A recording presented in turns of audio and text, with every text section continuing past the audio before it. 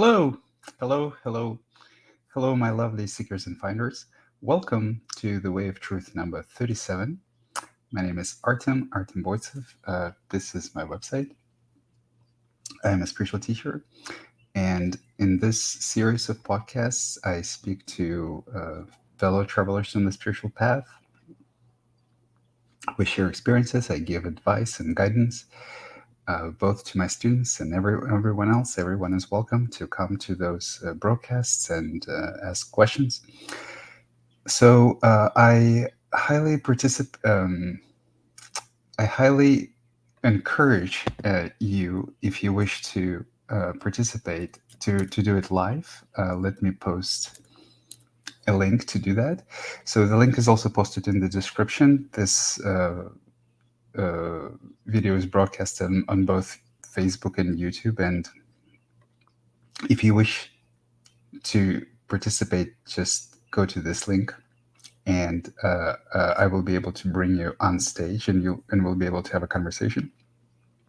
So this is a browser-based software. All you need is a browser and a microphone and a webcam. And so we, from some of the news, so we have just completed a couple of retreats. Our very first European retreat happened in late August, and we have just posted pictures from this retreat. It was a beautiful gathering. Lots of students that have been following my work for years, but I have never met in person. So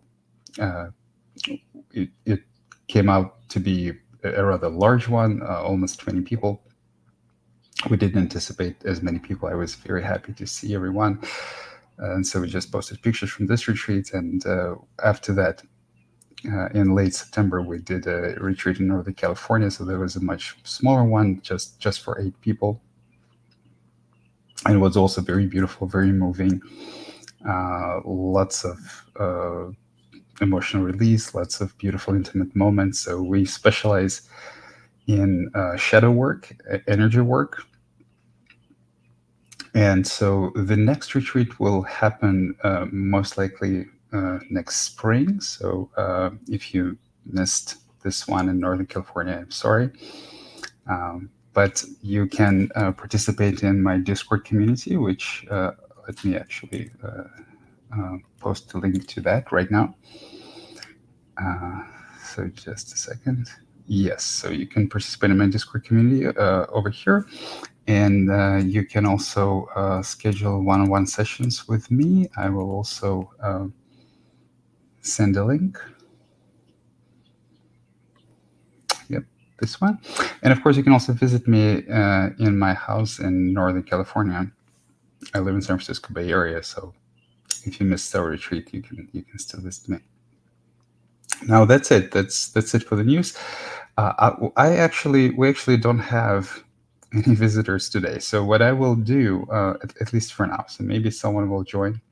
So what I will do is I will, as usual, when I do in this situation, it hasn't happened in quite some time. So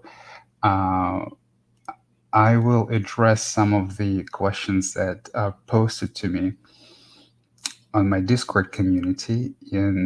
There's a special channel. It's called Questions for Artem. So people post questions there, and there's quite a backlog. It's a very significant backlog over there. So I'll just address them. So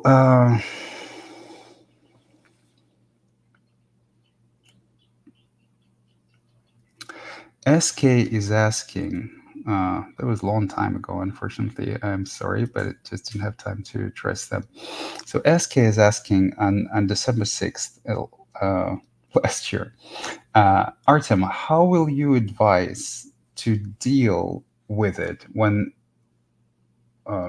how will you advise to deal with it when or if one's partner goes triggered into deep emotional pain, has outbursts, and may say a lot of mean things to you, blame you, loses sight of the actual magnitude of things because of how intense emotions aggravate molehills into mountains, or gives mixed signals before eventually unleashing their triggered pain and tries to make you hurt as well, etc., etc. I'm not saying for one second that relationships are always like this. Most of the time, they're very good, but sooner or later, even in very good relationships, one or another person is going to get very emotionally triggered for any reason or even no reason, and their pain body, along with all its unloved wounds, emerges. And at those times, they're impossible to reason with, and sometimes no method works. Basically, dealing with another person's pain body and emotions. I, for one, always found relationships the hardest spiritual practice of all, harder than meditation. Maybe because I'm used to living alone, and now I'm in a relationship that's almost ready to get married, even. And I was married before, so that's the part I had no idea what to do about. So it's a great question, and unfortunately, it happens all the time on the spiritual path when one person is in the state of body awareness, had a realization, or both of them. This happens so much. So this happened. This happened to me. This happened in my relationship, both with me and my wife. It happens in every couple that I am actually aware of, that are on the spiritual path and that venture deep enough. It's a very difficult path.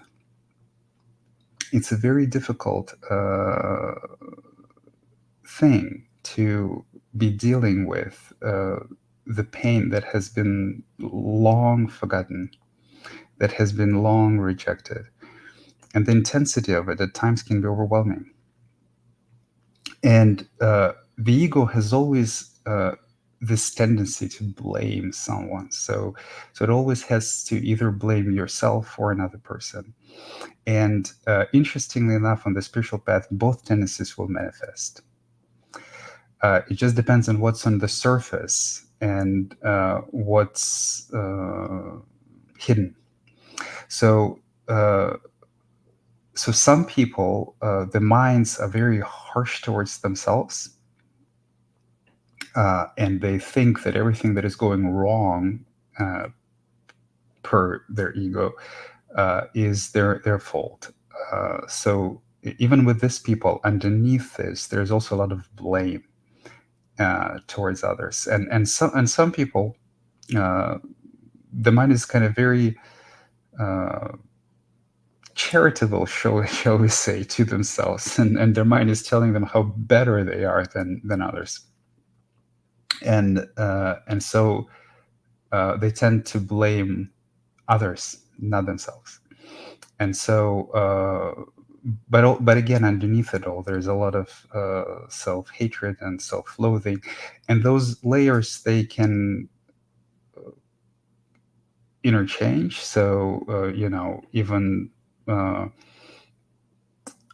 one period of time, the person can be very aggressive towards other people, and another period of time, the person can be very deeply hurting and wounded, and experiencing a lot of self-disgust and self-loathing. So those things are connected in the psyche. Both of them are experienced sooner or later, and it can be very, very difficult. You're also correct that it's not, strictly speaking, possible to reason with the person when they're going through it. What the person needs, most of the time in such situation, is what is most difficult to come by, which is simply a non-judgmental presence, a safe space to allow to experience those things, to allow to vent, right? So it could be, it could manifest as complaining, it could manifest as tears or self-rejection, or it can manifest as accusations, as anger, and of course, there's also a tendency to, especially if you're living with somebody who is prone to angry outbursts, then you also probably have a tendency to please them, to appease them, to apologize, uh, and you can soothe them to some extent, but ultimately speaking, this does not alleviate the pain of anger, because the pain of anger is coming from inside. It's a rejected anger. It's a misdirected anger. They might be right in some way for being angry at you, or they might be wrong, as you also mentioned, that sometimes it's completely unreasonable and unreasonable. The thing is, the thing about the spiritual path, which actually quite few people understand, is that once the awareness is firmly established, it's going to illuminate uh, all of the pain, all of the conditioning that has been rejected, that has been pushed aside, that has been swept under the carpet, and uh, relentlessly, you see.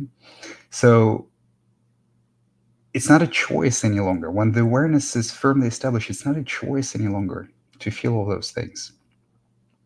It was a choice when we were still in the separated state, when we were still dreaming. We could distract ourselves, we could try to run away from it. Everyone has their own coping mechanisms, whether it's TV, shopping, eating, alcohol, talking to other people, also, getting validation or soothing from other people. Sooner or later in the spiritual path, none of them work. So all the rejected, forgotten pain gets illuminated by awareness. And what that happens, the mind needs a story. So so sometimes there really is some offense coming from another person, because it's if you never unconsciously offend, demean, or devalue another person ever at all, then there is no question of enlightenment. There is no question on the spiritual path. You're already a Buddha and a completely enlightened individual. So for as long as that's not true, that's going to happen in one way or another.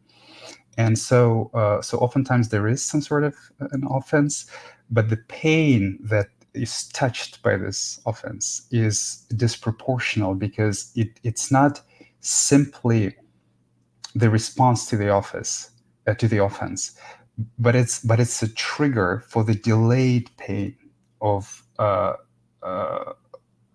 mistreatment. You know, so sometimes I say that the pain that we experience on the spiritual path, and all of the judgments that come to our mind on the spiritual path to be witnessed, to be accepted, and the pain of these judgments, which can manifest as anger, hatred, loathing, or disgust, uh, is to be accepted on the level of experience and dissolved into the level of awareness. I sometimes say that this is a delayed reaction to mistreatment. So because so as such, a trigger can create a reaction that is quite disproportional, because it's a delayed reaction. It's also a reaction to all the mistreatment that we have been subjected to for many, many years. And sometimes it can come completely out of nowhere. Like, for example, something that has been said or done was completely benign, but it was interpreted in a malicious way, or nothing was done at all. You can just wake up in some morning and feel deep hatred or deep loathing for humanity or your partner, and but the mind needs an explanation anyway. It's actually quite difficult to experience uh, the pain coming from the pain body, the emotional body, without a very believable explanation from the mind, because the degree to which you experience this pain and the degree to which you believe the explanation are connected. The mind needs some explanation, and if you can simply experience the anger, uh, and know, right, that this is just anger, that this is just some of your conditioning, that okay, so there are some stories of the mind, you don't really necessarily believe them, it will pass, all you need is to feel it. But I would say you're a pretty advanced practitioner. For most people, there will be a period where this is very, very difficult, impossible, I would say, and so the mind finds this explanation, it latches to these explanations. So the ability to stay with the pain from the emotional body without reacting to it, whether it's fear, anger, sadness, or things like that. So without reacting to it, without blaming others, without doing something about it, is exactly the ability that we practice in meditation. So if it's easy for you, then this ability is very, very highly developed, and those questions don't arise. So it's difficult for everybody. And the same thing actually happens with fear. So I can't tell you how many interesting, crazy stories my students report their mind is telling them when the fear comes. So if the fear comes and there's nothing happens in your vicinity, if there's nothing happens in your surrounding, then the mind just concocts a story. You see, which could be uh, completely unrelated to what's happening. Like, for example, oh, I'm dying, I ate something, or like, somebody's after me, something is about to happen. And it's oftentimes informed by what happened in the past, or it might not necessarily even be informed by what happened in the past, but it's informed by their kind of fear mongering uh, stories that are instilled by our culture, kind of completely, repetitive stories that we see on TV, for example. And something similar happens with anger. So you might not have done anything wrong today, but the partner woke up angry, and this anger needs an explanation. And so the best thing you can do is, if the partner wants to uh, kind of flesh out at you, the best thing that you can do is to simply be present, and not blame the partner back, not respond to the accusation, but simply offer your support, right? So if they need something, uh, to basically be with them. Sometimes they don't want to be with you, and the best thing you can do is to give them some time alone. So it's important not to push, not to necessarily push for a resolution. The resolution comes by itself when the pain is processed, and the person is more reasonable. It's important not to exacerbate it. When the person is already in a lot of pain, there's no need to exacerbate it. Uh, and of course, it will also be difficult for you. So you're absolutely right when you said, relationships is one of the most difficult spiritual practices. Of course, it will be also difficult for you. As I oftentimes say, that on this path, everyone is responsible for their own conditioning. Everyone is responsible for their own transformation. So your role as this happening, and you attempt to provide your partner support that they need, or simply weather the storm, your role is to also pay keen attention to how accusations, uh, undeserved anger, irrational anger, uh, or seeing your partner is in some other form of distress, which you cannot do anything about, how it affects you. So how it affects your own heart, the compassion that comes with it, or your own anger or self-righteous indignation. You remember, they are suffering, and you're witnessing their suffering, and you might be on the receiving end of their suffering, but they are suffering. It's not their fault that they view you this way in this particular moment. So, of course, very challenging situations. So, remember that if it's very difficult for you, if it's very overwhelming for you, that you also don't have to stay in this situation and be on the receiving end of the abuse that is going on. If it is very difficult for you, that you also have the right to spend some time alone, to spend some time in meditation and process the offense. So it is very good practice. It's very good advice for for two partners on the spiritual path to kind of establish as quickly as possible the right to be alone, and the ability to say, okay, this is very difficult for me. I need to spend some time alone, and spend some time alone in meditation and process the wounds, process your own pain associated with this episode. So, and of course, I mean, we're talking about the ego, and the ego is a insidious thing. It's a very wounded thing. It's our inner child. It is hurting. It is crying. So all sorts of stuff also happens, and manipulation, and that you don't give me enough attention. Uh, you you do this. You do that. There will be all sorts of things like that. Again, I have not yet met a single couple who didn't go through a significant period of struggle, at least at one time, on the spiritual path, if they have ventured deep enough. So, uh,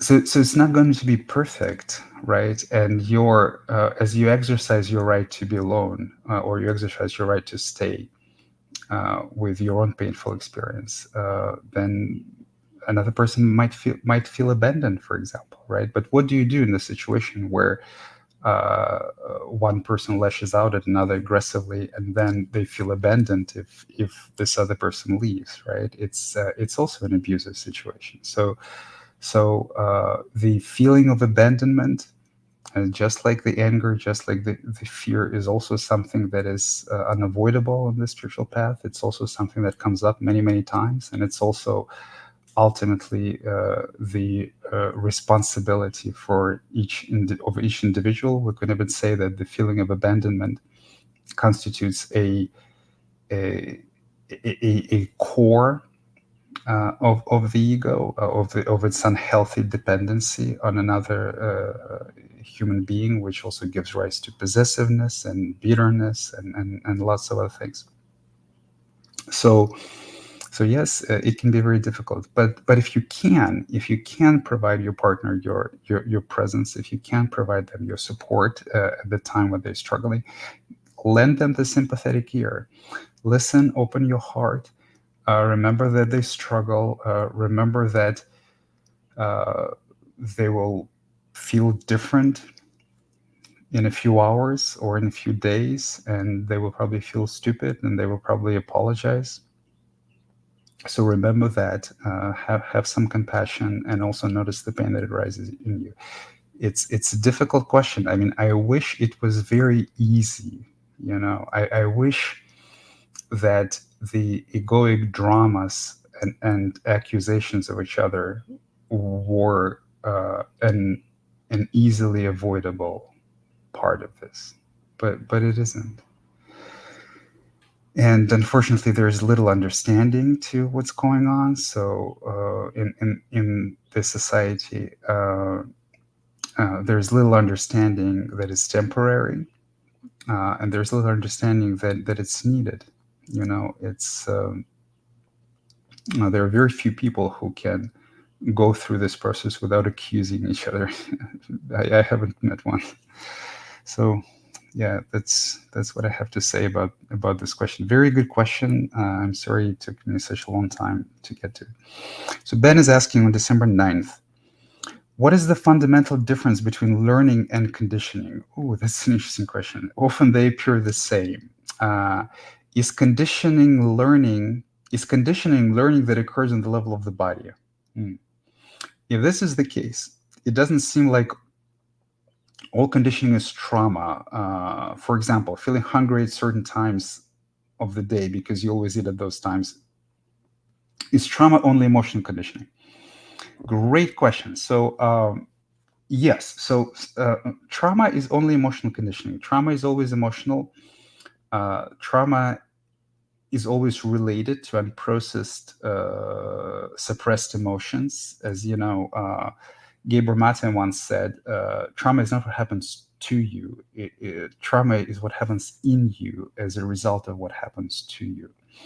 So, so trauma is always connected to emotional suppression. Uh,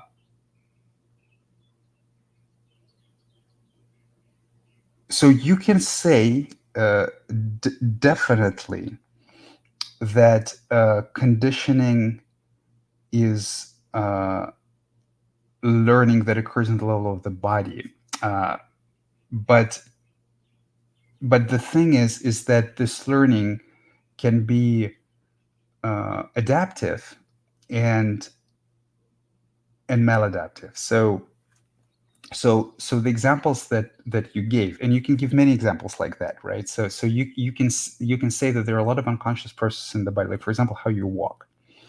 You don't actually consciously move every muscle in how you walk, or riding a bicycle, or the examples that you give with hunger. So you could say that this is a learning that happened by repetition. That's not related to conditioning. The conditioning, the maladaptive learning, basically comes from how we learn to survive in a situation that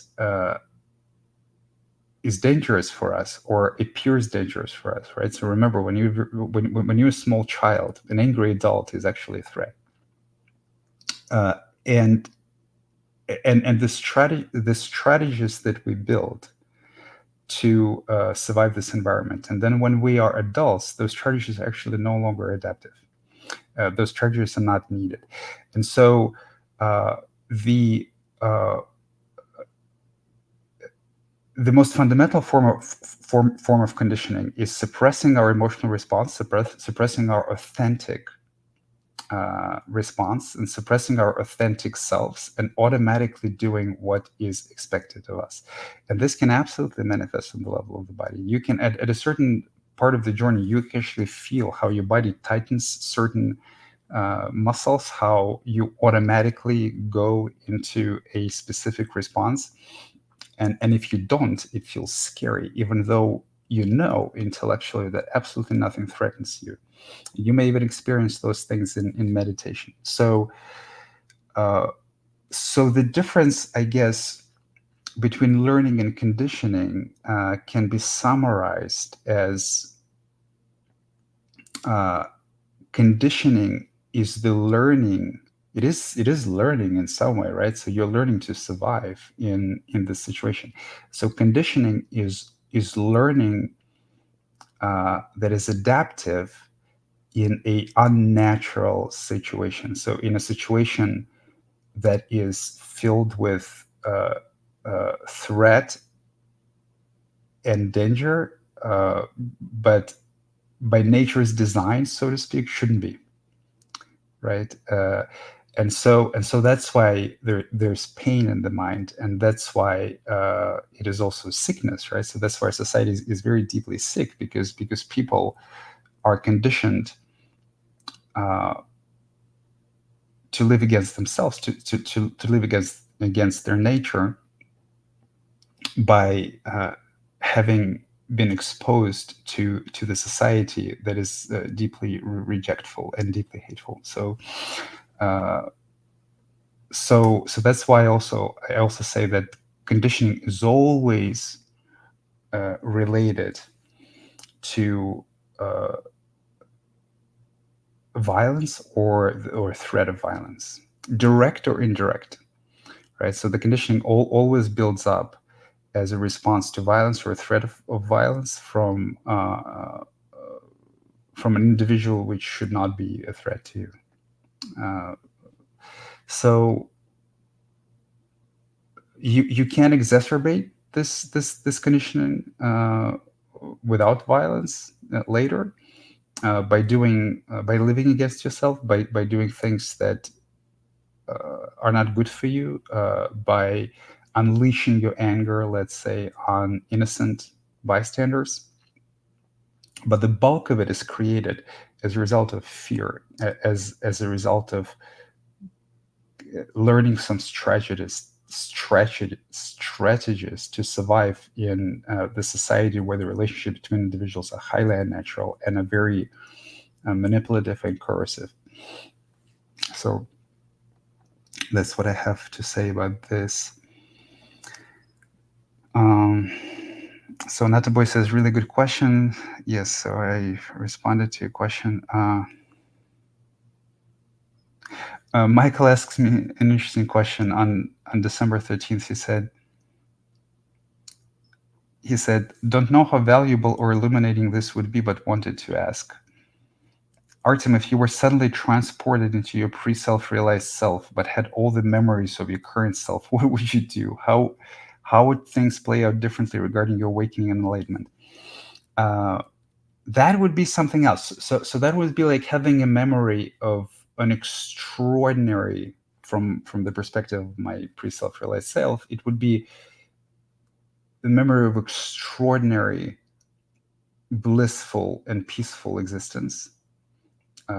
So extraordinary that it would seem completely unfathomable, and it would feel like another reality, basically. So it would feel like a vague dream. It would not be very dissimilar from someone who takes a very strong dose of psychedelic and experiences after like all of the difficulty of the trip. And again, I'm not recommending it. Please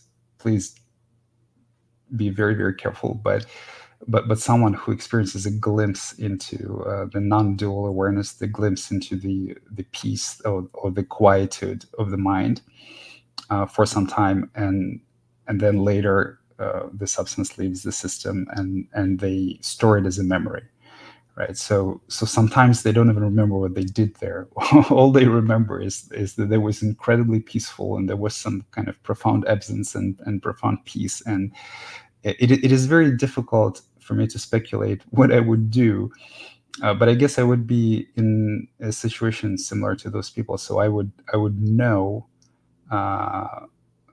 beyond the shadow of a doubt that my existence, my current existence, which would be egoic existence, is not the only thing that is possible, that there is more to existence, that there are other states of consciousness, and I would probably be attracted to the spiritual path. I would probably start studying literature and doing some practices. Many people on the spiritual path had this glimpse of awakening, right? It could last. It could be very, very short. It could pretty much last a few seconds, or it could last a few hours.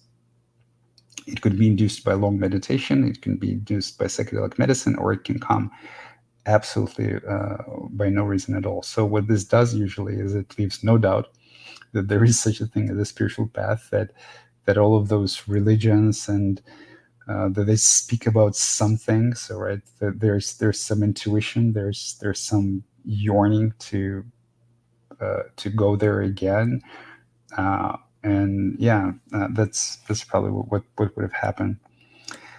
Okay, I have a comment from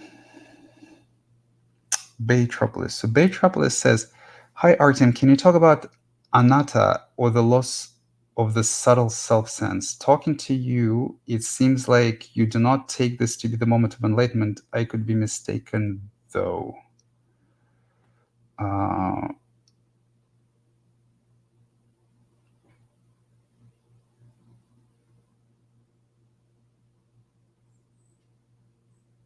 Okay, so I don't know this terminology very well. My understanding is that anatta means no self. Am I right? Let's see.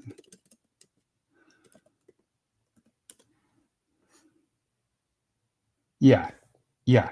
So anatta is a Buddhist doctrine that says that there is no permanent self, essence, or soul in any phenomenon. Yes, yes. Yeah, I'm not sure why you say subtle self sense. I mean, um, I haven't heard that this one before. Uh, yes. Strictly speaking, the loss of the perception of a permanent self, soul, anything that is uh, permanent, including consciousness, actually. So anything that is permanent and uh, uh, completely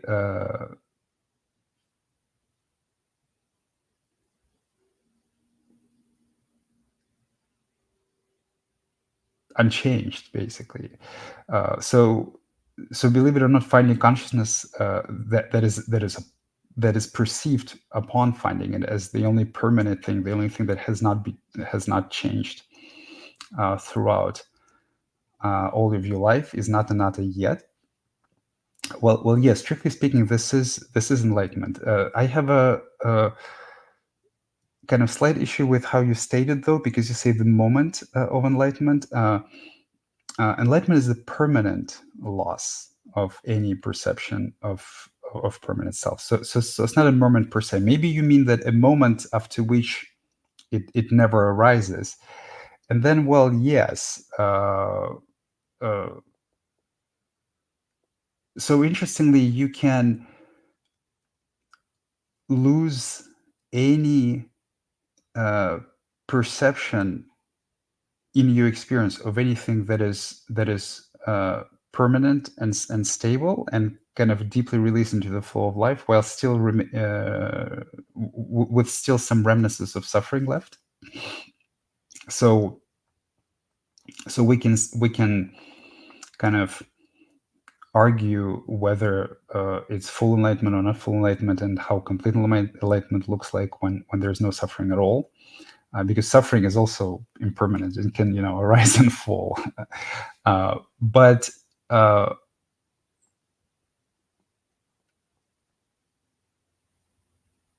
but I would say that uh, a complete lack of perception of anything permanent uh, is anatta. It's a deeply self-realized state. I have no issue calling it the enlightened state. It is deeper than finding being, because in being, the being is perceived as permanent. So yeah, you can certainly call that enlightenment. I have no problem with it. But even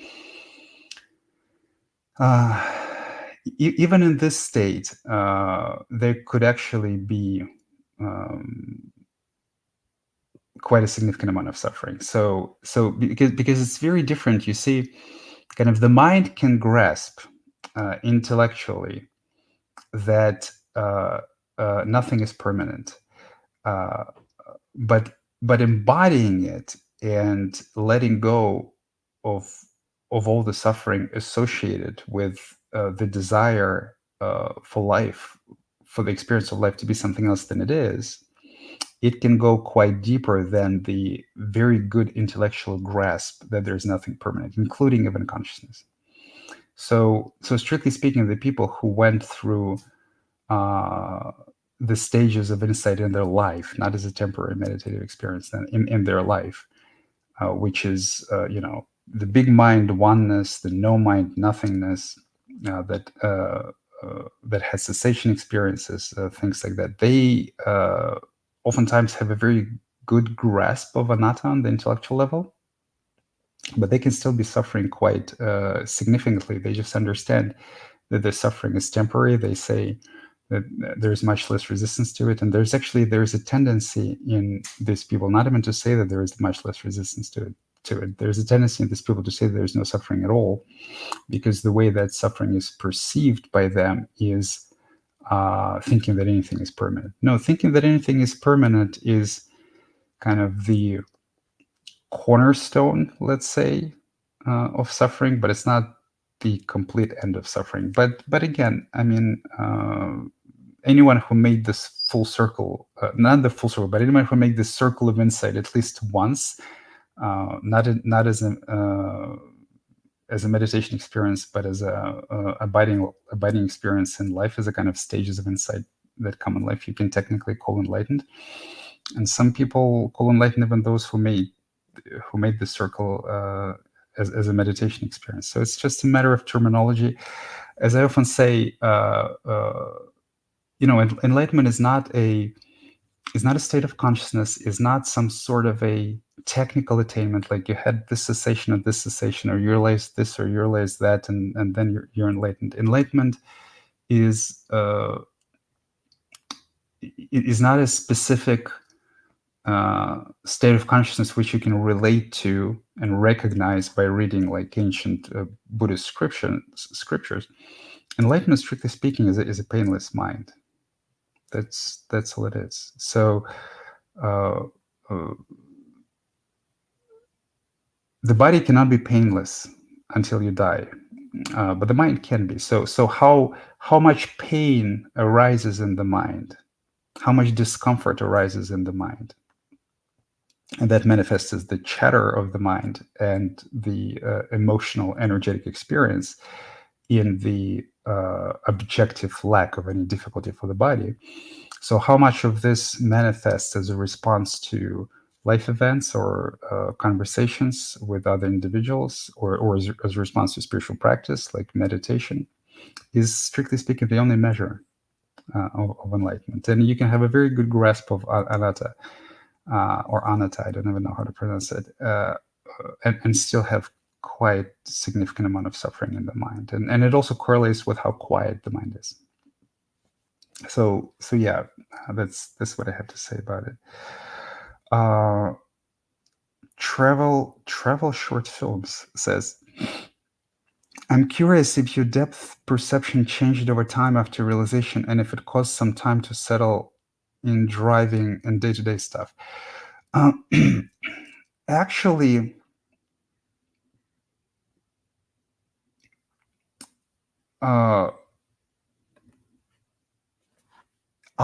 strictly speaking, ultimately no. Temporarily, yes. So the vision in the separate state is quite distorted, and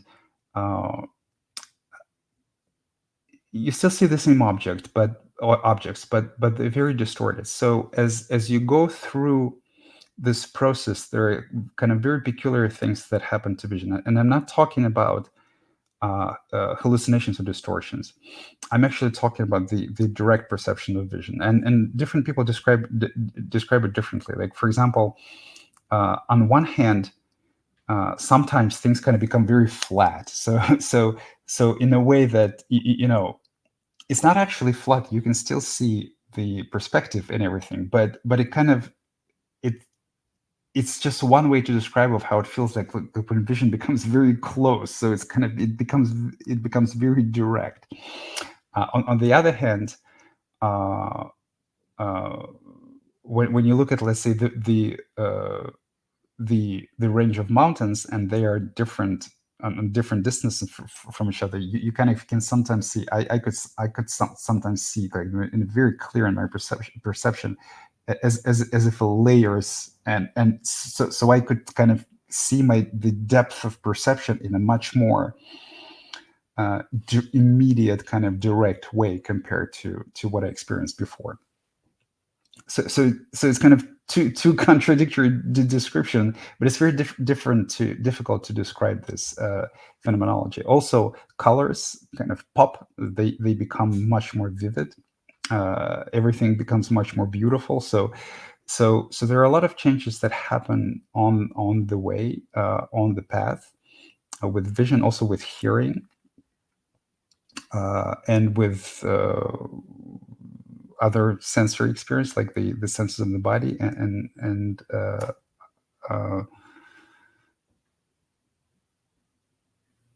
yeah, those, I guess, or even with the smell, by the way, too. So smells. So food starts to taste differently. Smells become more acute. So, but I wouldn't say that at the end of it, my depth perception changes. What also happens, by the way, remember, is that there's this effect that when the gaze is turned inwards, oftentimes the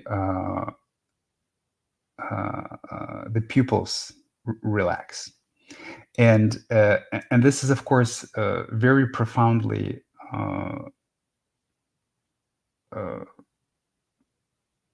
observable, very, very profoundly noticeable when using psychedelics. And I'm not sure to what extent it's chemical or not when you use psychedelics, but I've noticed the same thing in meditation. So, like in deep meditation, you can have kind of your your muscles that focus, your pupils relax, and you can kind of see things. It may become harder to focus on objects that are close to you, for example, and this can come as a result of meditation. And so there's this effect also, maybe can be related to depth perception in one way or another. So yeah, there are some things that are going on there for sure. Shahrukh Nasser says, "Hi Artem, can you talk about living with no center and how did this process unfolded for you?" Oh, this is too vague a question for me to answer. So I would rather see if there are any kind of concrete questions of immediate value that I could give to the people. I can just briefly say that it's absolutely different. Everything is different. Like everything is different. Everything is the same, but also everything is different. So there are some teachers who say, that I would rather live one day like this than decades in the separate state. I probably wouldn't take it that far. That's an extreme statement, but I would certainly live 1 year. Or I would rather live 1 year like this than decades in the separate state, or maybe even less, maybe even 1 month. I'm not sure, but it's certainly. It's an extraordinary different way of living. Extraordinary. It's a completely different perception of reality. Uh, uh,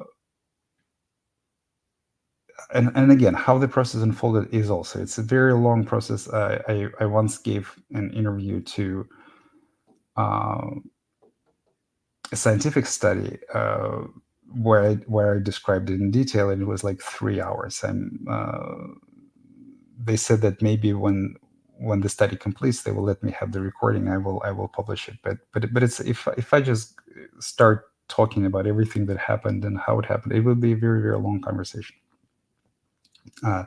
The disadvantage of kind of, well, I wouldn't say the disadvantage, because it's still a path to your freedom, but the difficult side effect of this process is seeing your own ugliness and your own suffering, and the ugliness and suffering of other people that can take kind of quite a long time to make peace with, and how violent and vindictive and driven by the suffering people are. And you were also yourself. So there are both parts of this equation. There are always you and the other, and whatever you do not recognize, whatever you reject, deny in the other, you also don't recognize in yourself. Oh, sorry. Whatever you deny in yourself, you also cannot recognize in the other. So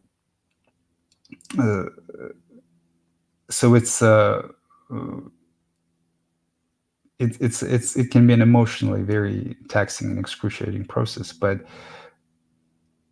you're still like, the closer to reality you are, and the more you see reality for what it is, yourself for how you behave without any unconscious patterns, and other people for how they behave really and how they are, the happier and the more peaceful you are, because all suffering is directly related to self-deceit. So all suffering comes from self-deceit. So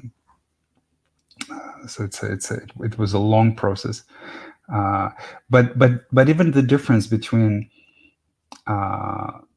so setting aside the enlightened state, but even the difference between seeking and the self-realized state, the end of seeking, basically, not the end of suffering, but the end of seeking, is so stark that kind of interestingly, usually the statements that I would rather live a day like this than like years in seeking come from this place. So when I was just freshly kind of self-realized in abiding awareness, living with no center, I also made statement exactly like this, right? So it's better like to live one day like this than being lost in suffering and seeking happiness for decades. So the difference is incredible. Interestingly enough, the difference between a kind of a freshly self-realized state and enlightened state is just as much, but this is kind of rarely talked about because the end of seeking is I guess the most important milestone. So everyone, most people are talking about that. Okay, next question. Home is asking: is there a point where physical resistance to expression is gone forever? You mean to emotional expression, to just being how you are? Yes. By the way, I actually move every muscle separately when I walk because my trauma somehow is very embodied, and I rarely have anything mental. Uh, uh, I'm pretty sure it's an illusion because uh, I'm pretty sure that what you're saying is that when I walk, uh, I have uh, awareness of how my muscles move that is probably exacerbated by the discomfort and tension. So it's most like an awareness of how they shouldn't move, or an awareness of some tension that exists when you walk, some sort of self-consciousness or discomfort in the body. Because the reason that I say that I'm aware of how all my muscles move when I walk is an illusion is because uh, if you look honestly to all the musculature and all the little muscles that are involved in walking, you will realize that there are at least dozens of them, and there's no way you can control them all. It's such a complex movement. There's no way you can control them all consciously. It is such a complex movement, walking, and so many. I wouldn't be surprised if it's more than 100. If so many muscles are involved in walking that there's no way you can kind of be conscious of it at this level. So is there a way where physical resistance to expression is gone forever? Yes. Is there a point? Yes. But the thing, you see, it's not just like some magic button that you find. This point is approached slowly. You can certainly say that there's a point at which it is so that whatever resistance you experience to expression, to being yourself, basically, to expression of all your emotions, to speaking effortlessly, speaking without speaking, to continually being yourself without any analysis, without any scheming, without any planning. This point is approached slowly. So there's certainly a point where it is so effortless that any resistance is not in any way kind of perceived, at least during daytime, right? So emotions flow freely. Emotions kind of a deep authenticity is found and effortlessly expressed. There might still be some suffering in dreams, deep meditation experiences, or with or without psychedelic medicine, but at least during daytime, there's it flows effortlessly. So and the deeper you go, the more effortless it becomes. So there's some effort. If you feel resistance to expression, it means that there's a resistance to feeling. Also, it means that there's a resistance to emotion, to specific emotion, and it can only be transcended by allowing yourself to feel, by approaching these emotions directly in your experience by feeling them, by going through the resistance and seeing what's there on the other side, by exposure, basically. You see, so as I just said once, you cannot let go of anything that you still have the taste for, or whatever we resist persists. It's actually the same statement made from different perspectives. And the interesting thing that it's only healed by exposure. So for as long as there's some resistance to experiencing or expressing anger, let's say, just take one, anger. The anger will arise. The anger will need to be felt. The anger will need to be experienced. The anger will need to be accepted. So and the same with anything else, and the same with fear, and the same with grief, and the same with disgust, and the same with, like, we can continue the list. So yeah, it's a kind of a slow healing process by exposure. Is there a point in this process where it all starts flowing freely? Yeah, of course, absolutely. And if you practice diligently, you will reach that point one way or another. H is asking, today I said to meditate for 1 hour, but stopped at 15 minutes because I felt too much anxiety. Any tips? Yes. Yes, don't stop. That's the only tip that I can give. So of course, I mean, if you get overwhelmed and you get up, there's nothing wrong with it.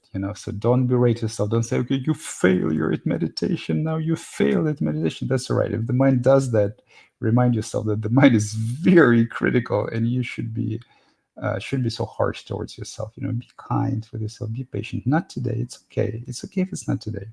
It's all right. It doesn't have to be today. It's okay.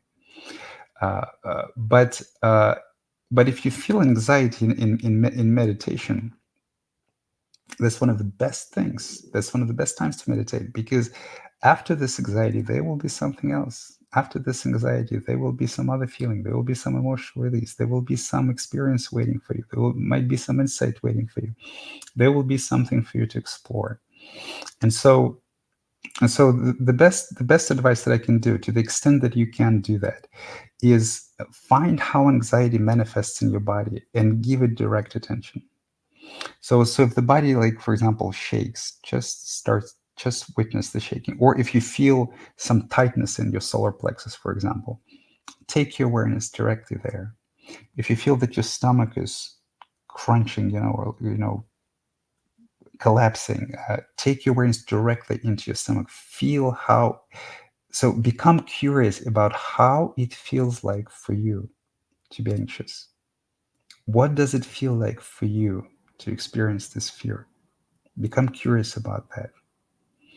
And of course there will be resistance. Of course you will look at this like, whoa, no, this is hard, right? So you can, maybe the mind will steal your attention, and the mind will start talking about how maybe it's a bad idea, we shouldn't be meditating, like there's too much, we should be productive, or like start some sort of conflict about how you are failing at meditation, which is nonsense. So the mind is just trying to steal your attention and trying to explain this experience and trying to work its way out logically how to avoid it.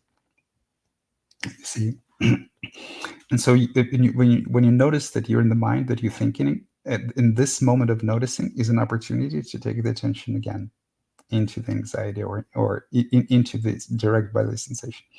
Or you can retreat if you can. You can retreat from it into breath for a while. So kind of ground yourself, feel the breath for a while. Let this anxiety sensations be in the background, but feel the breath. And then when you feel like you're ready, move the attention again from the breath into the sensations of anxiety itself. Sometimes the mind is so talkative that you cannot do any of those things. There's just panic in the mind, and all you can do is just witness the panic. Don't do anything about it. Don't do anything about your fear, basically. The art of meditation is accepting any experience that comes your way without getting up and trying to do something about it immediately. That's the art of being with yourself. Simply being with yourself, simply observing yourself, is the highest manifestation of love. It's the highest manifestation of self-love. So try that. Let me know how it goes. And it's okay. Again, it's okay if it's just 15 minutes. Maybe next day is going to be 20. Just keep this curious attitude towards what's going on in you when you meditate, and it will begin to slowly open up. Be patient. It's quite all right. So Bay says, when the non-dual realization dawned, were things experienced and yourself experienced as interpenetrated? Is it still experienced like this? Yes. So basically, the non-dual realization, what I call self-realized state, is when uh, the entity that has an illusion that it experiences things disappears. So basically, you become sensations, or like just sensations. You can also say sensations experience themselves. It's the same, right? So because there's, at this state, there's consciousness as a container of it all, and sensations in consciousness, but there's no entity that is kind of a central thing in the consciousness that thinks, that has an illusion that it has these sensations, right? So sensations arise and fall by themselves, or as some people say, self-liberate, right? So sensations experiencing themselves, or you becoming sensations, as Osho said, when the sage looks at the flower, he becomes the flower. So the image of the flower, you no longer like perceive yourself as you looking at the flower. The image of the flower literally becomes you. So you can say it's vision experiencing itself, or sensations. All sensations arise and fall by themselves. Self-liberate. So it's all the same descriptions in many different words. People get hung up on descriptions and hate each other for like using their own descriptions, but it's all the same. And the in the self-realized state, yes, it's an abiding experience.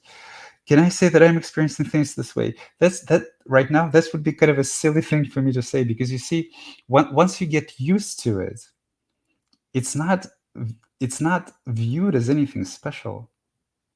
It's always been like this. There's a realization coming with it that it's always been like this. The ego never existed. It was always the illusion of the mind. So it's always been like this. And it's also abundantly clear that every child is born like this, that every animal is born like this. And so so so it's kind of, it's not about using the word I. Using the word I becomes very difficult after self-realization, because we used to refer to I as this entity, this thinker, this planner that has the illusion that it lives and experiences all of this, that actually doesn't exist, and it never did. So we used to refer by I to this. And so on the stage from self-realization to enlightenment, many people have many difficulties using the word I. There is no I, things just happen, blah, blah. Maybe have a difficult, answering, having a conversation, even because they feel like every time they use the word I, they like betray this new realization. So there's lots of this confusion, or they like judge people's level of realization by whether they use the word I or don't use the word I, and how correctly they use the word I, or like if they don't answer to the question, uh, who am I? Like, I am that I am, that they're not light, and like this, all of those are egoic games, without exception. So once it really settled in, it's also understood that it's always been like this, that it's the natural state, that's the only way it can be, and then there's no difficulty of to use the word I, relate to the world, make plans if one needs to. It all happens by itself, but there's no preference between saying it all happens by itself and I'm doing this, right? So there's only like semantic preference of saying, oh, the sensation of me getting up the chair happened by itself and I got up the chair. There's this like very strict, strong semantic preference to use the former to communicate all the time. I got it. I'm enlightened. So when this goes away, uh, it's impossible to actually tell an enlightened individual by how they describing their experience, because to them that's the only experience. So they will use the word I to in the most like benign, normal way that everyone else uses it. But yes, that's the state of abiding awareness. That's what I call like self-realization proper. The difference between self-realization and enlightenment is that even though it's like sensations experienced in themselves, or sensations falling and arising in consciousness by themselves without the center experiencer. Uh, in the self-realized state, there's still a lot of sensations that are difficult and they're unpleasant. So that's why people say when they self-realize, I no longer suffer, right? So they don't mean there is nothing unpleasant in my experience. That would be a more kind of strict reference to complete enlightened state, except the bodily pain. It always happens. They mean that there's no I that suffers, the suffering, like the anger or the fear or anything else that comes by itself and leaves by itself, and they have no control over it. And so the difference between this state and what I call the enlightened state is just less suffering, clearer mind, and the less because this painful sensation, painful energies, painful emotions, they all come from unresolved past. They all come from conditioning. And so basically the less of it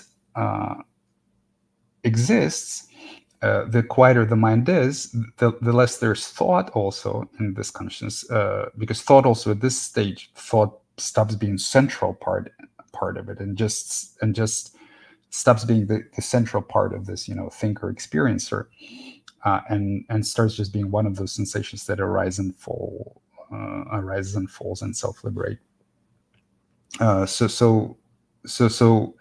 the less of the unpleasant emotion from the past is still present in daily waking state of consciousness, the less unnecessary repetitive thought is still present, and the more vivid and beautiful and enjoyable and crisp the physical sensations become, because they're giving they begin to be given attention, because that's what life is, strictly speaking, right? Life is not continuous thinking about suffering, or continuous comparisons, or continuous going into past or future in the mind, but life is most fundamentally, it's vision, hearing, bodily sensations. That's the most fundamental experience.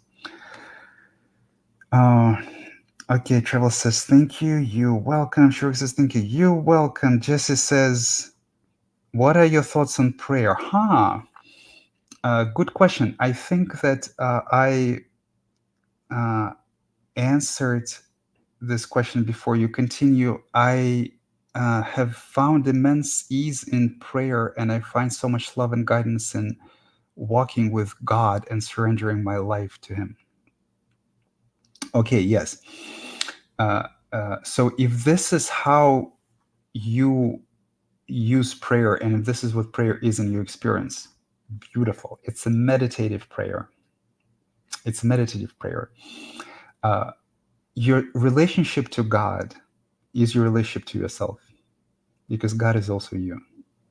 So your connection to God is a connection to yourself. Your process of surrendering to God is the process of surrendering to yourself, the process of abandoning everything that is false and coming to truth. Those are pointers to the same thing, just in different language. So any prayer that is meditative, that has an element of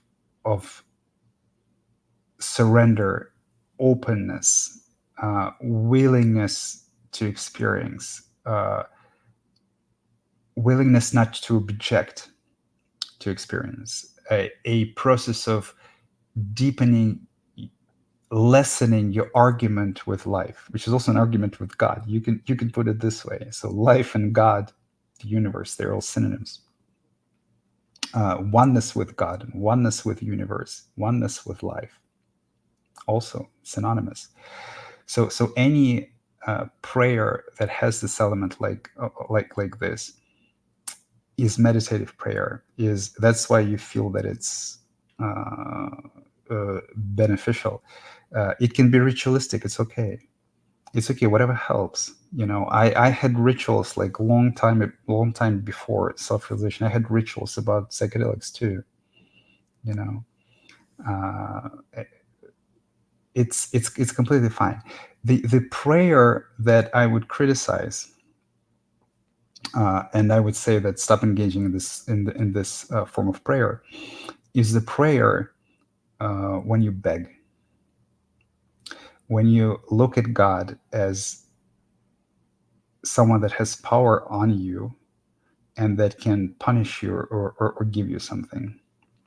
You know, so that's a view of God as a view of an abusive parent. When you ask for things for yourself, I'll be very good. Just please send me money. You know, you cannot bargain with God, just like you cannot bargain with reality, and you cannot bargain with the universe. The immensity of it is so profound. You cannot bargain with it. You cannot make a deal with it. You see? You can only surrender to it. You can become one with it. You can become an indivisible part of it, just like a drop of water is an indivisible part of the ocean. But you cannot bargain with it. So you can ask for things that are also yours. You can ask for strength. You can ask for compassion. It's a form of self compassion. It's a form of uh, asking yourself to be kind to yourself. It's a form of reconnecting to your heart, right? But if you asking for kind of increased circumstances in your life, it's like it reminds me of a story about a person who um, so there was a hurricane and a flood, and he was standing on top of the building.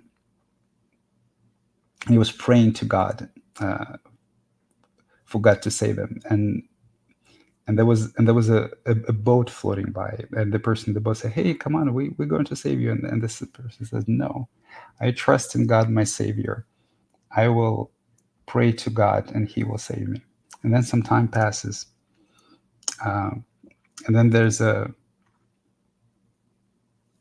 uh, there's a helicopter flying by, a rescue helicopter, and they wave at him and say, "Hey, come on, we need to pick you up."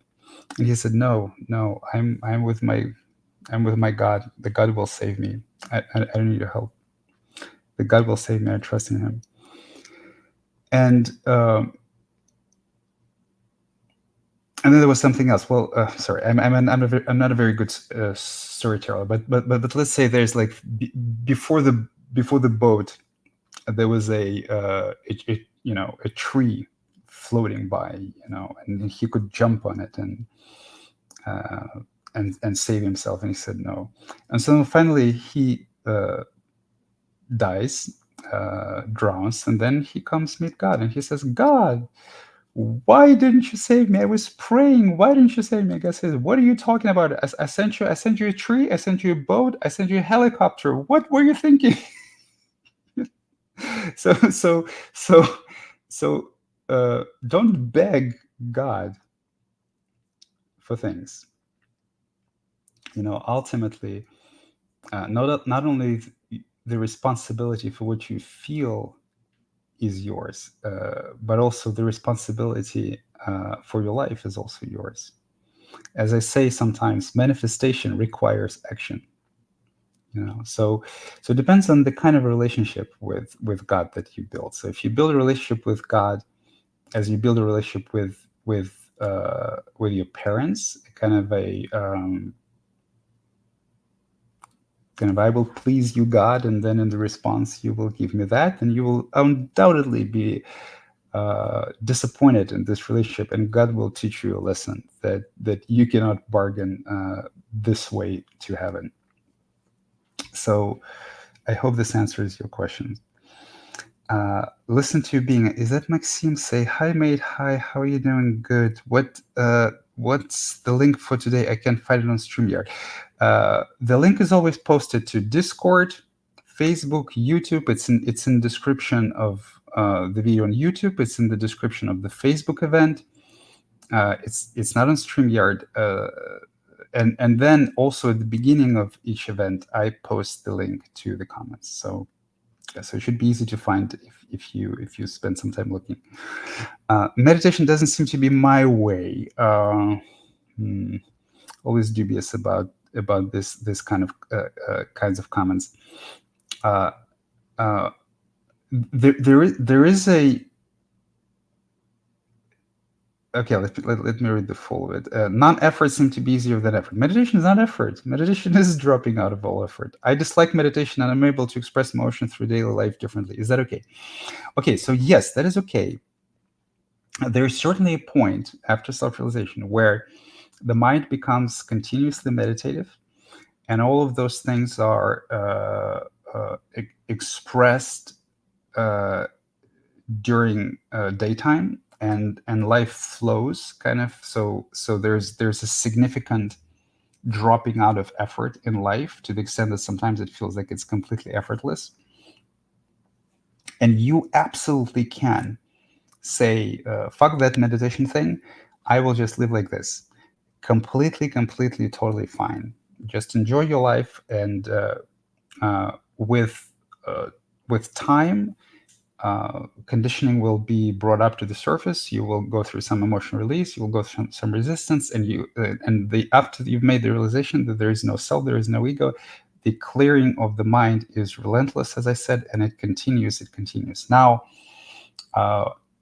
will it get, let's say, in 10 years to the same place as some of the deepest realized masters had?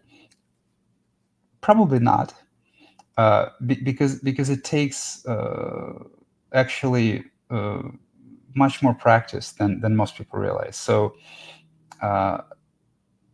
that's why I say that for as long as meditation, long meditation, like 2 hours meditation, at least an hour and a half to 3 hours meditation, for as long as it arises any difficulty, it still continues to be good practice. It is dropping out of effort, because any effort that arises in meditation like this is a necessary effort. It arises from conditioning.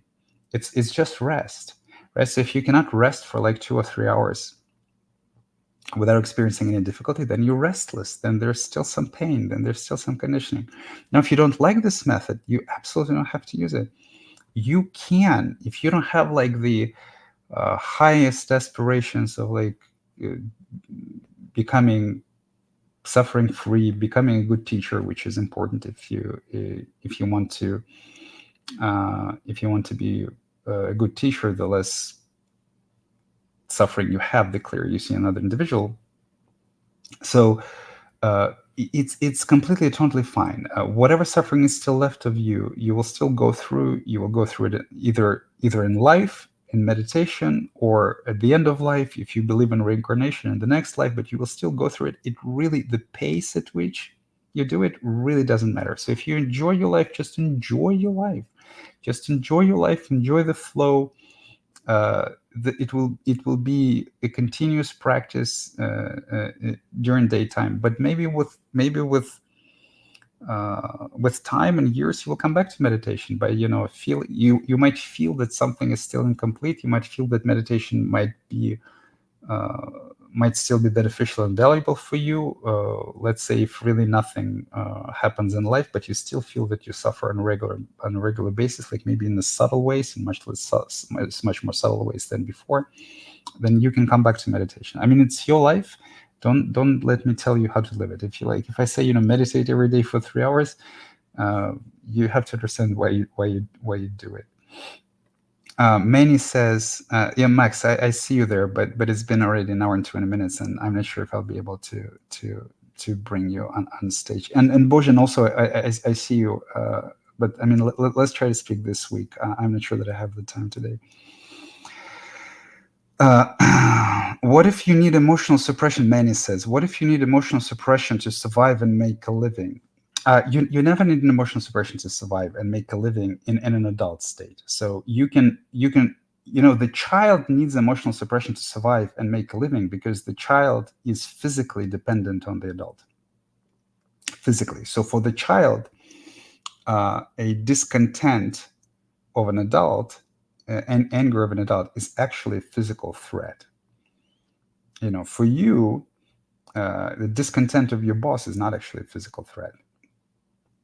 So you really don't have to uh, react with anger to things that are not threatening to you physically. So the reason that we react with anger to things that are not threatening to us physically is because we have a lot of suppressed anger that we disallowed ourselves to experience when they were threatening to us physically. You see, so you can actually live. You can even have a very demanding job and still see everything clearly, because also the emotional suppression, it kind of puts a filter, it puts a blinder to your eyes. You see, you don't see the situation clearly. Something is touched in you, and while you're experiencing it, you have a skewed perception of the world. Like, remember how we started this satsang with the very common situation where people go through tantrums. It's a very skewed perception of the world. So the clearer you see what's going on, the more actually you are adaptive. So how can you say the truth? How can you say the truth if it seems like other people are trying to jeopardize your reputation and well-being? Well, if you're talking about me, I made a choice. I mean, teaching is another thing. So when you teach, there will be a lot of narcissists and sociopaths and that will vehemently resisted. So if I say truthful things, obvious things which are taboo in society, of course, some people will hate me for that. And there are like the deepest, most kind of hateful people are people who have made some realization, but it's very incomplete, and they kind of but they gave their egos the free rein to be destructive and libelous and slanderous and all sorts of ways. Well, I mean, if you are a teacher, if you're a public teacher, then you have to contend with that. But enlightenment is freedom. You don't have to teach. I teach out of my compassion for humanity. I teach because I want more people to realize their freedom, more people to become happy and peaceful. But I mean, that's why So, but if you are in a situation where telling truth will jeopardize your reputation and well-being, you don't have to tell truth. You see, I have to tell truth because I'm a teacher, but you don't have to tell the truth. What is important to remember, that enlightenment is not a state of consciousness where you absolutely cannot lie. Like, the most obvious example I give is like, someone who wants to kill your children says, where are your children? And you're like, they're right there. This is stupid, right?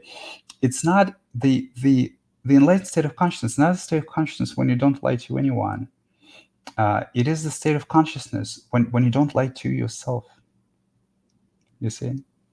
So the tragedy of the separated state is that in the separated state we lie to other people automatically, without noticing, unconsciously, and we don't even understand that we're lying. It is so automatic. How are you feeling? Fine. You see, it is so automatic because we constantly lie to ourselves. You see, so you can actually be in any occupation and be free from suffering and conditioning and be free from self-deceit, and it will be actually clearer for you if it's in your interest and it's the interest of everyone involved. It's if it's just what needs to be done is to tell the truth, or to like mellow it down a little bit, or lie. It's it would be quite insane otherwise, if even I in my teaching don't always say the full truth or complete truth, and sometimes it's completely inappropriate. Okay, so so I'll try to go. Oh, okay, so I will finish in about 5 minutes. So I will try to. So Maxime is saying, since self-realization happens, meditation seems to be counterproductive. You feel like stopping it completely. Mm, it's not. And let the thing come by itself. Non-effort seems to be better than effort. I mean, meditation is not effort. I think it only seems to counterproductive because it's unpleasant, because it feels boring or something like that. You can do an easy test. Like, you don't have to meditate 3 hours every day. Well, of course, if you in a meditative state of consciousness, if you're a significantly realized, liberated state of consciousness, and you want to live, you want to enjoy living, as I say oftentimes, enlightenment is just about, it is about living as it is about dying. It is about enjoyment. It is about, so you want to enjoy life. Of course, if you meditate 3 hours every day, it may feel like, what am I doing? I'm young, I want to enjoy life, like blah, blah, blah, blah, blah. Fine. But if you meditate like 3 hours every 2 weeks, let's say, and it's still difficult, and it still comes up, you can't say it's counterproductive as a kind of as how I spend my time, right? Because it's not a lot of time, right? So if you probably can like allocate 3 hours every couple of weeks. So then the only way in which you can use the term it's counterproductive is because I don't like it. It's boring. It's like, I feel restless. Something comes up, but that is productive. So once again, I mean, you can completely form your own relationship with meditation. You don't have to meditate after the realization, uh, but to say that it's counterproductive on the spiritual path, it very, very rarely is. Even if it's like, even if you meditate 3 hours every day, you will probably reach the point where it just becomes an experience that doesn't arise much. When, it's hard to say. Maybe it's going to take a few years, but you always, on the spiritual path, you always reach the point. It's basically, the point of full enlightenment is the point where only life is left. Just there's nothing left but life. All spiritual experiences have been had, all meditative experiences have been had, all this grief have been had, and anger, and all the unitive experience and all the bliss have been had. So the only thing, Osho said about it, like, in Beyond Enlightenment, he said, like, when all spiritual aspirations are completely forgotten and you become completely ordinary again, you completely uh, descend from the mountain of enlightenment back to the people. So you always reach this point.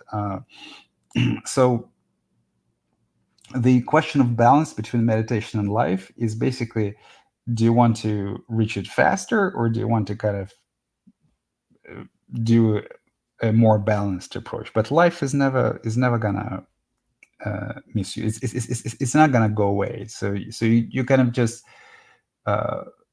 going to be like, when meditation is truly counterproductive, when it's like truly boring, then when it's very easy and nothing happens there, that's when it's like truly a waste of time, right? But for as long as like something happens there and it feels in some way like restless and difficult, it still continues to be a good practice. But it's up to you if you want to do that or not.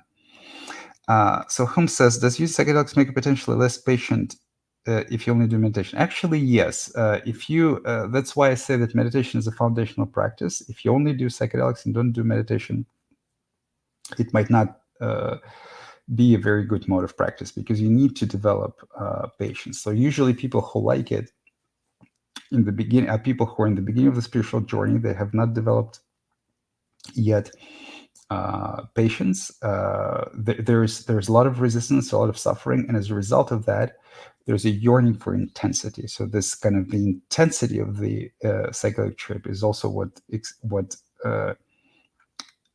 brings relief, because the yearning for intensity is at the same time yearning for relief.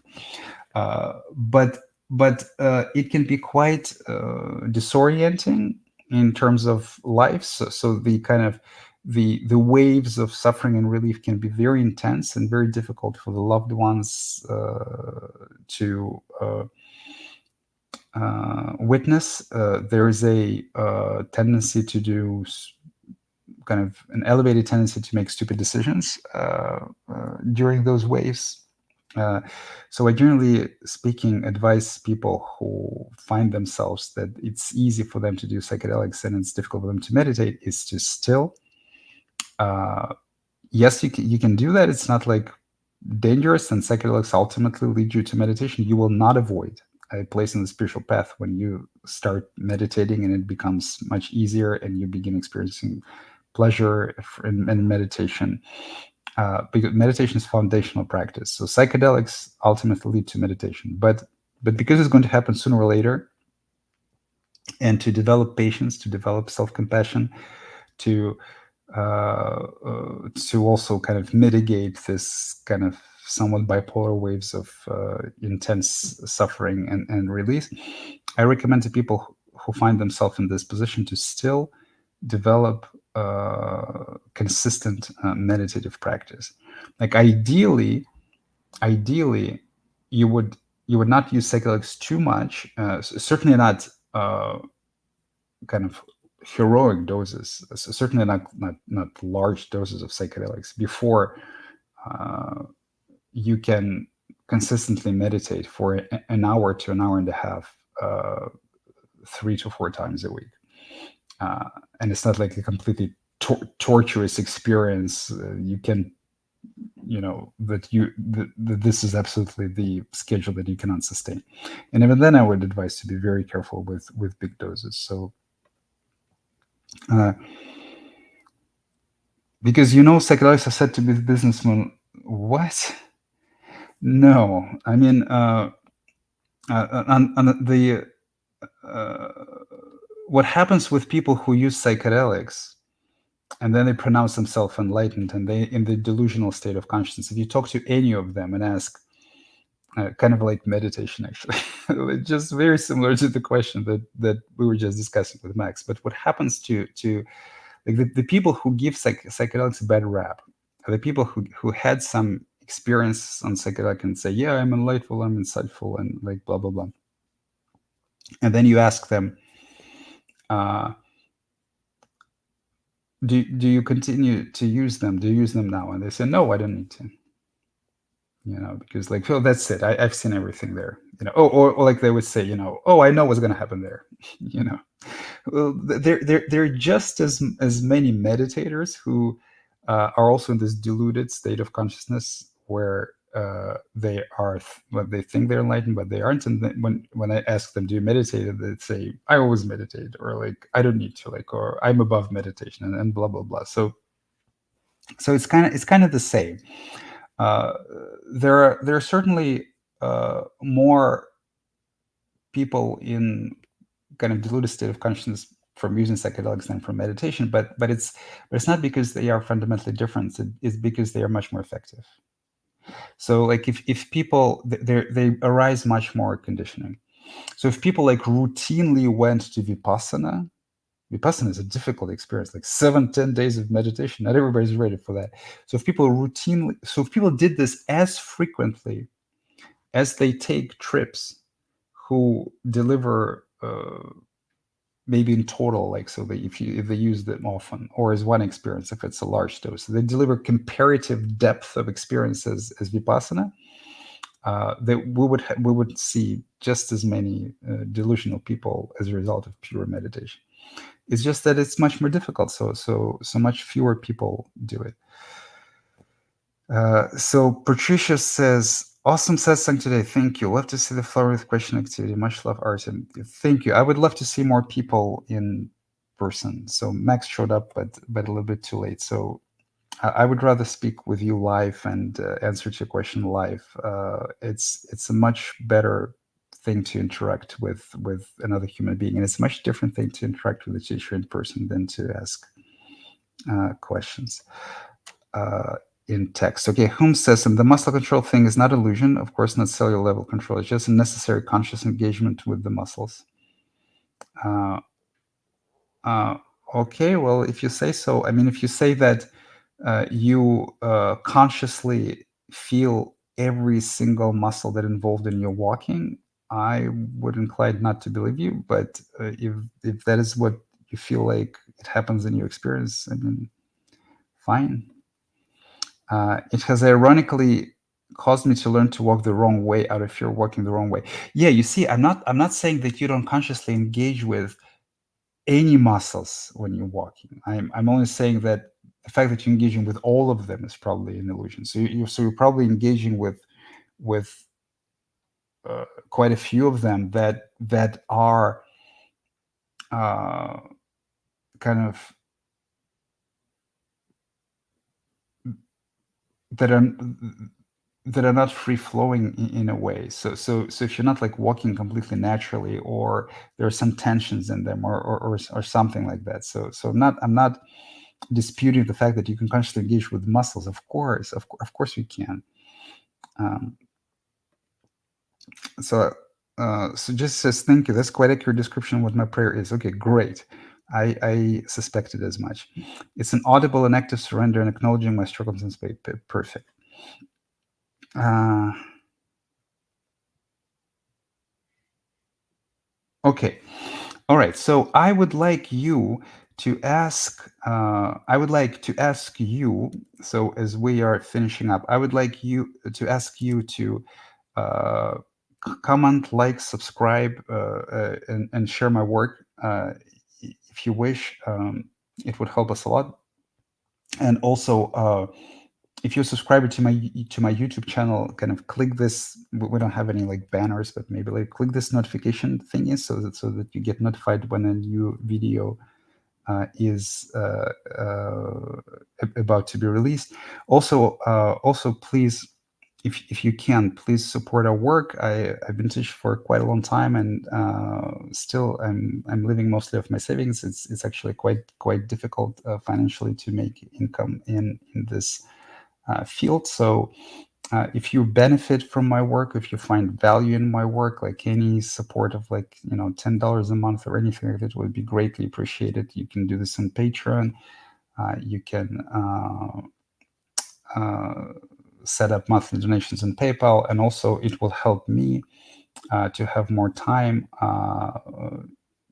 helping people who cannot afford to pay for my hourly sessions, of which I don't get many, but these people don't have any means to pay at all, and uh, so I have quite a lot of students like that. So you'll be helping them, uh, and then and then I already posted, so you can schedule a one. I'll post it again, but you can schedule a one-on-one meeting with me. There are both paid and free options available. This is it. So, all right. So I think, okay. So Max says, I feel more at peace when I don't meditate. Yeah. Yeah. Meditation is supposed to erase the rest of your unpeace. It's what it's supposed to do. So that's normal. Okay. All right. So thank you very much. Thank you for this wonderful satsang. Thank you for your wonderful questions. I'll see you in a couple of weeks. And for the